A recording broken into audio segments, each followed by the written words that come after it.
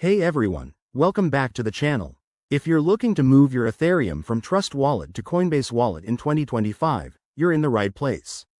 This process is straightforward, but always remember to double-check everything to keep your crypto safe. Let's dive in step by step. First things first, make sure you have both Trust Wallet and Coinbase Wallet apps installed on your device and that you're logged in. Open Trust Wallet and navigate to your Ethereum balance. It's usually right on the home screen, but if not, tap on the Ethereum asset to select it. Next, hit the Send button. This is where the magic happens. You'll need to enter the recipient address from your Coinbase wallet.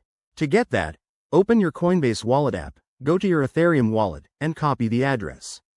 Paste it carefully into the To field in Trust Wallet. Double-check for any typos, as that could send your ETH to the wrong place. Now, specify the amount of Ethereum you want to withdraw. Be mindful of network fees. In 2025, Ethereum transactions might still use the same gas fees, so enter an amount that leaves room for those costs. Once that's done, review the transaction details like the total amount, fees, and destination address. Hit Confirm and approve the transaction using your wallet's security features, such as biometric authentication or your PIN. You'll see a confirmation on the blockchain. Depending on network congestion, this could take a few minutes to an hour. Once it's confirmed, head over to your Coinbase Wallet app and refresh your balance. Your Ethereum should now be there, ready for you to use or stake. If you run into any issues, like delays or errors, check the Ethereum network status online.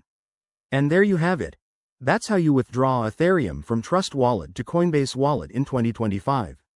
Always prioritize security, like using hardware wallets for larger amounts.